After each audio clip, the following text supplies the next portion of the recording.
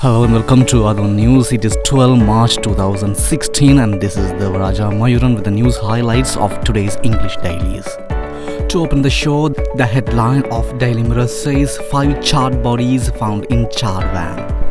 Police yet to identify the bodies. Police suspect this to be a result of gang rivalry. The van said to belong to Caesar Kabila.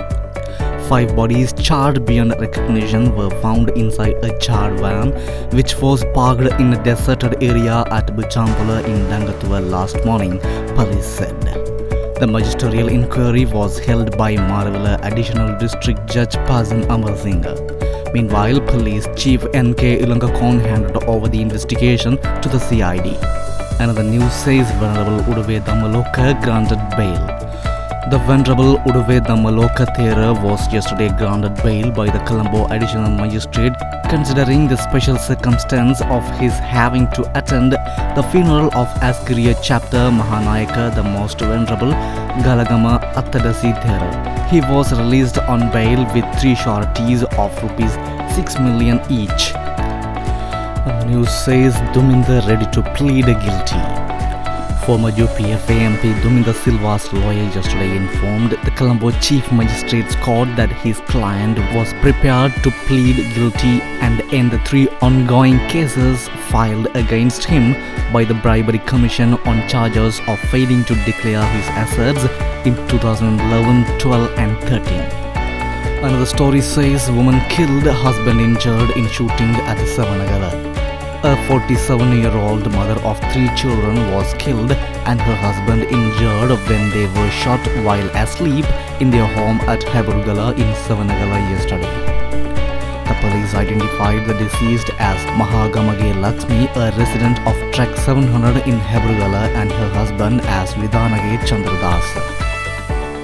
With that story, let me move to the news highlights of today's daily news, whose headline also reads 5 bodies found inside charred van in Dangathuva. Police locate vehicle after 119 emergency hotline call. Dead driver's wife identifies van. 5 unidentified charred bodies were discovered in a burnt out van on a by road at Buthagampola, Dangathuva yesterday. Dangathuva police located the vehicle on information received via the police emergency hotline service 119 last morning. Police said the van was completely destroyed and a number of plate and a few blood stains were found near the burnt out van. It is reported that the van belongs to a private finance company. Its driver could be a resident of Panala area, sources said. The news below it says names of those who stole public money will be revealed, says PM. The details as to how much and how the previous regime stole public money would be revealed within next 2 to 3 months, Prime Minister Ranil Wickremesinghe said. He also requested members involved in misappropriation and fraud in the past to find good lawyers and to get ready to defend themselves. The Prime Minister made these observations yesterday, responding to a question by UPFA Colombo District MP Udayagaman Billa about American business magnate, investors, philanthropist and author George Soros.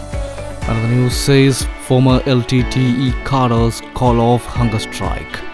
The hunger strike launched by 13 former LTTE cadres demanding the government expedite the lawsuit against them was called off following the assurance given by Prisons Reforms and Rehabilitation Minister D.M. Swaminathan. The hunger strike was called off by the prison inmates after Prison Commissioner General Nizam Dhanasinghe informed them that the minister has given an assurance that he would discuss the issue with Attorney General's department officials.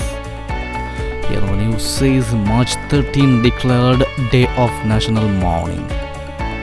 The cremation of Most Venerable Galagama Attadasi Mahanayaka Thera of the Asgiriya Chapter will be held with full state honours at Asgiriya Police Grounds, Kandy on March 13 at 2:30 p.m. Sunday. March 13 has been declared a day of national mourning by the government as a mark of respect to the prelate. The news below it also carries the same message that the government organizations to fly national flag at half-mast. The Ministry of Home Affairs yesterday requested all government organizations to fly the national flag at half-mast on March 13 as a mark of respect to the Askariya Prelate Most Venerable Galagama Sri Athavan Mahanayaka Dera.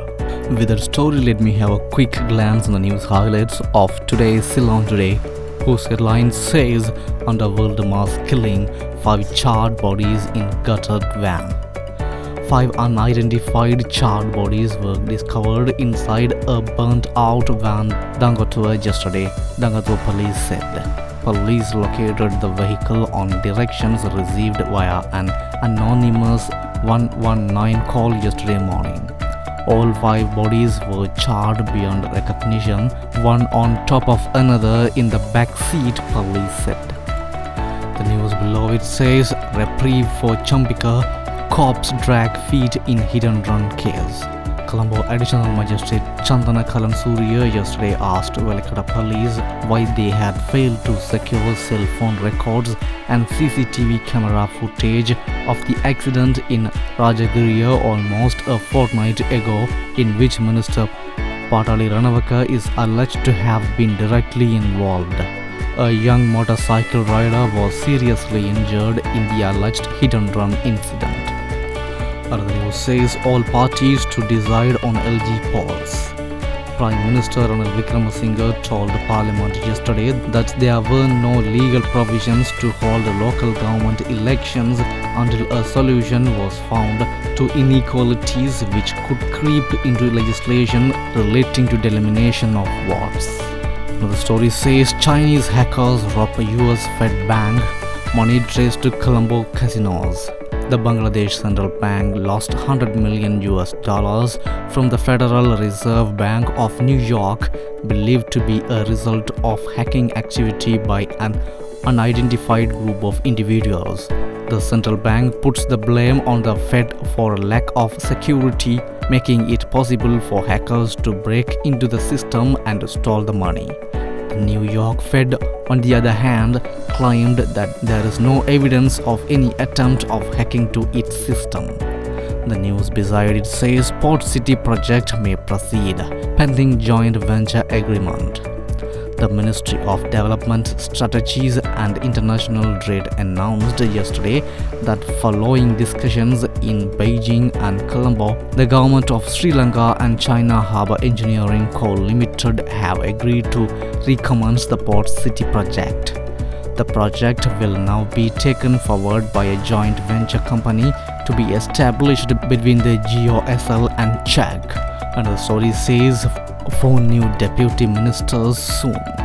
4 deputy ministers, including 2 from the UNP and 2 from the UPFA, will shortly be appointed to fill new portfolios.